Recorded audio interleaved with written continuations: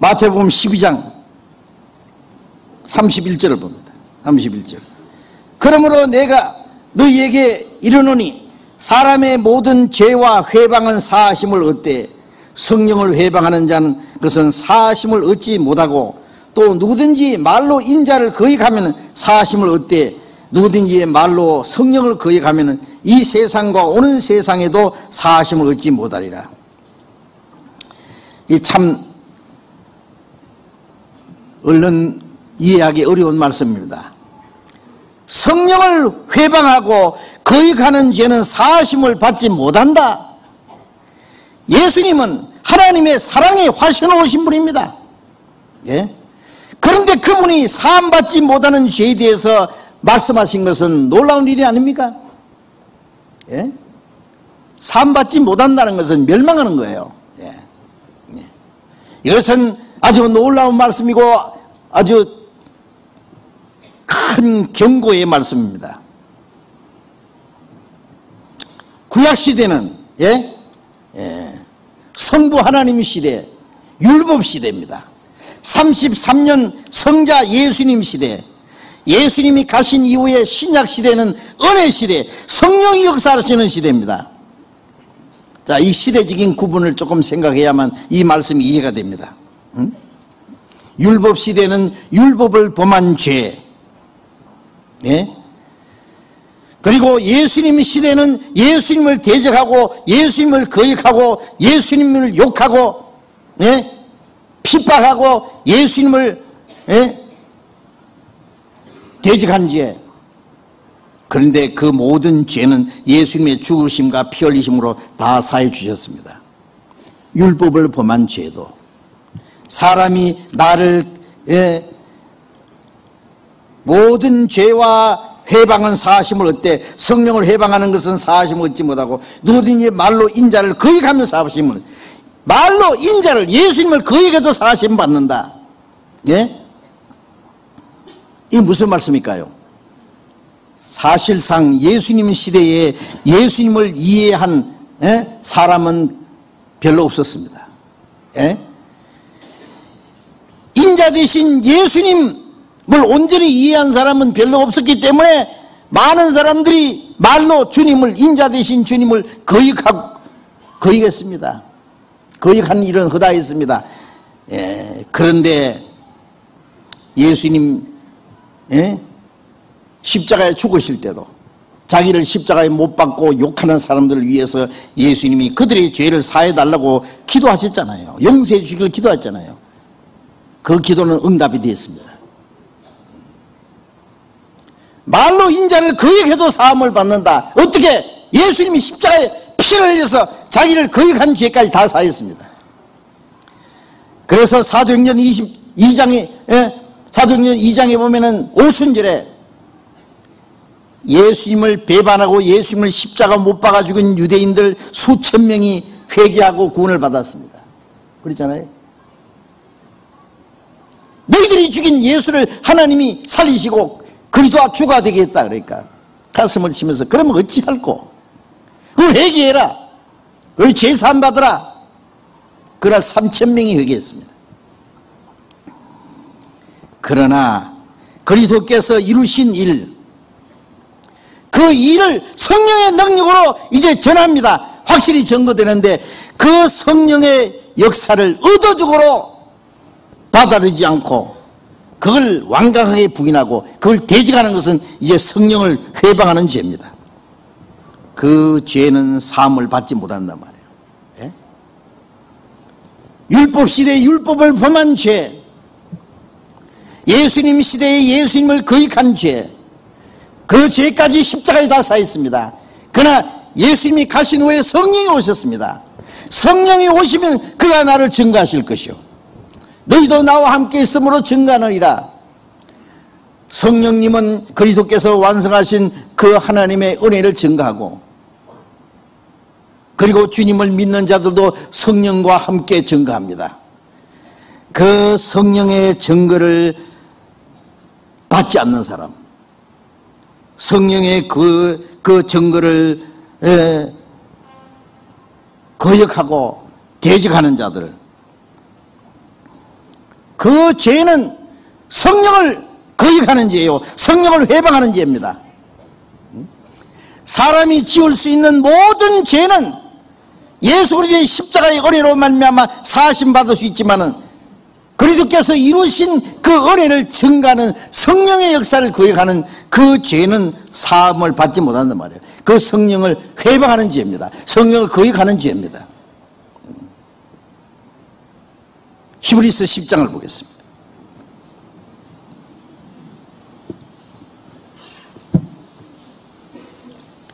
히브리서 10장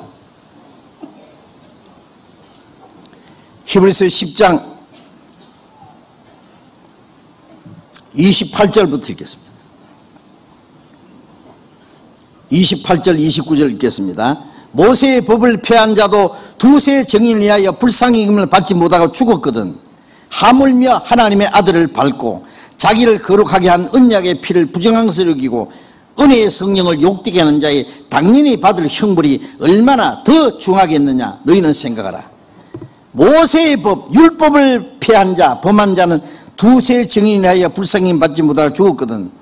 모세 율법을 범한 사람, 이 사람이 살인했다, 간음했다, 이 사람이 하나님을 회방했다, 부모를 거역했다, 두세 사람이 나타나서 증거하면 돌로 쳐 죽였습니다.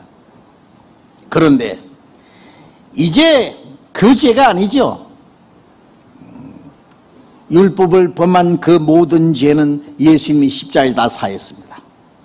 그러나 이제 하나님의 아들을 밟는 죄, 자기를 거룩하게 한 언약의 피를 부정하면서 여기는 죄, 은혜의 성령을 욕되게 하는 죄, 이게 다 같은 겁니다. 하나님의 아들을 짓밟는 게 뭐예요? 예수님이 십자가에 죽으신 그 은혜를 무시하는 겁니다.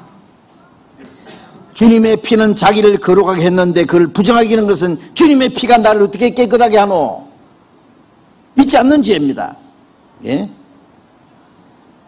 그리고 은혜의 성령을 욕되게 하는 예수님이 십자가에서 완성하신 그 하나님의 은혜를 증거하는 것이 그 은혜의 성령입니다. 은혜의 성령을 욕되게 하는, 그걸 불신하고 그걸 비난하고 그걸 대적하는 것은 성령을 대적하는 죄입니다.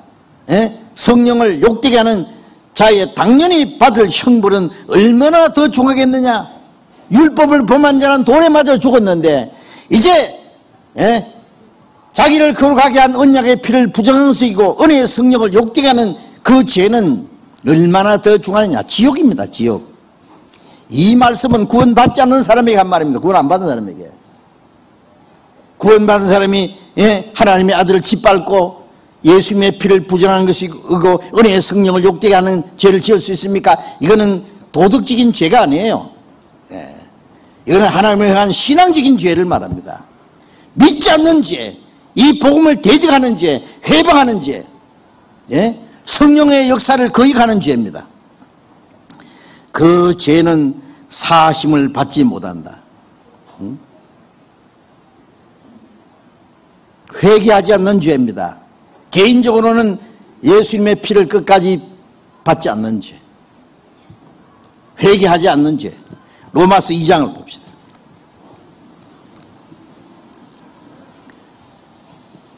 로마서 2장 4절부터 봅니다. 4절 5절. 로마서 2장 4절부터 4절 5절. 혹 네가 하나님의 인자하심이 너를 인도하여 회개케 하심을 알지 못하여 그의 인자하심과 용납하심과 길이 참으심의 풍성함을 멸시하느뇨. 다만 네 고집과 회개치 아니한 마음을 따라 진노의 날 곧 하나님의 의로우신 판단이 나타나는 그날에 임할 진노를 네게 쌓는도다. 하나님의 회개하시는 그 하나님의 은혜, 인자하심과 용납하심과 길이 참으심의 풍성함을 멸시하느뇨. 은혜 시대에 하나님이 얼마나 오래 참으셔요. 아무도 멸망치 않고 회개하기를 기다리지 않아요. 그런데 그걸 회개하지 않는 것은 그걸 멸시하는 겁니다. 네 고집과 회개치 않은 마음을 따라 진노의 날 하나님의 의로운 판단이 나타나는 그날에 임할 진노를 네게 쌓는도다. 예수님의 피를 부정하는 것이고 은혜의 성령을 욕되게 하는 죄입니다. 그리고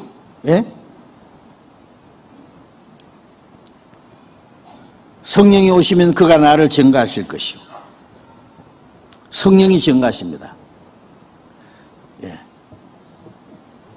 예수님, 하나님은, 구약시대 하나님은 그리스도를 보내서 구원하실 것을 약속하셨고, 그리스도는 오셔서 그 약속을 이루셨고, 성령은 오셔서 이제 그리스도께서 이루신 사실을 증거합니다. 그래서 사도행전 5장 30절부터 32절에 보면은, 유대인들이 사도들에게 예수의 이름으로 말하라 그랬습니다. 우리가 하나님의 말씀을 순종하는 게 옳으냐, 너희 말 듣는 것이 옳으냐 판단하라. 우리는 보고 들은 것을 말하지 않을 수 없다. 우리에게 순종하는 자에게 성령을 주셨고, 성령도 우리와 함께 증거하느니라 그랬어요. 성령이 함께 증거하십니다. 히브리서 2장을 잠깐 봅시다. 히브리서 2장.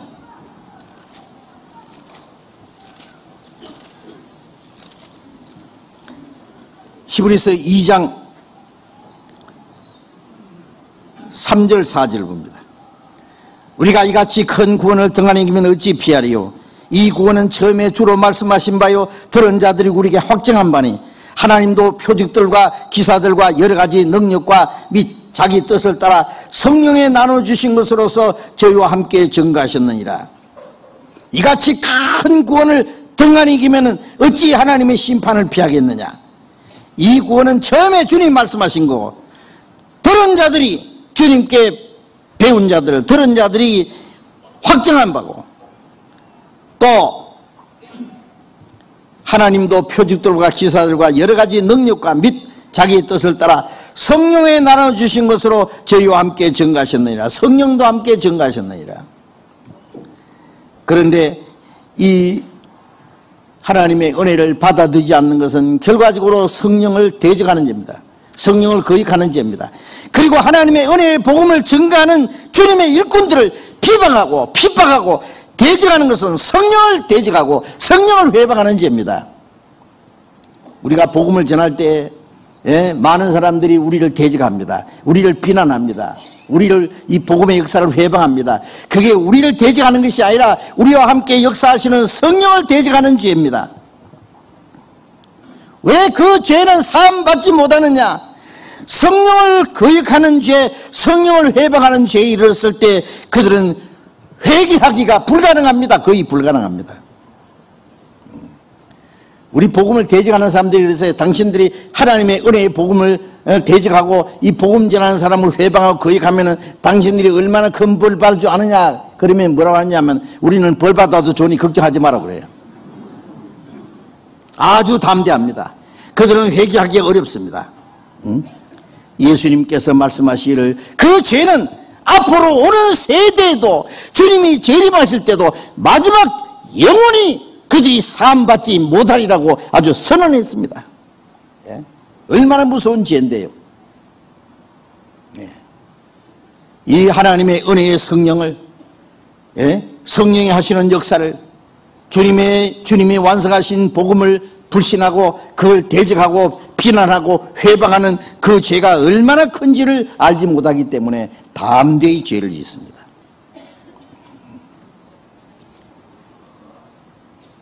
이런 일이 있으리라고 말씀하시기 때문에 끝까지 성령을 회방하는 죄는 있다는 걸 압니다. 사도행전 7장 51절에 사도들이 유대인들이 그랬습니다. 너희 조상과 같이 너희도 성령을 회방하는도다 그랬어요. 성령을 회방하는도다. 성령을 회방해서 너희 조상과 같이 너희도 그렇게 하는도다. 지금도 그렇게 합니다. 하나님이 보내신 선지자들 대적하고 하나님이 보내신 그리스도를 대적하고 그리스도께서 완성하신 복음을 전하는 사도들을 죽이고 그게 다 성령을 회방하는 죄입니다. 지금도 복음을 전하는 사람들을 비난하고 대적하고 받아들이지 않는 것. 주님과 함께 모으지 않는 자는 회치는 자예요. 이 성령의 역사를 회방하는 그 죄는 용서받지 못할 죄라는 것을 주님이 말씀하셨습니다. 우리는 이 주님의 말씀대로 되고 있다는 것을 우리는 알고 있습니다. 우리는 두려워할 필요 없습니다. 주님이 우리와 함께 계십니다. 우리는 끝까지 복음을 전할 겁니다. 하나님은 그 역사를 우리를 통해서 이루실 겁니다. 같이 기도하겠습니다.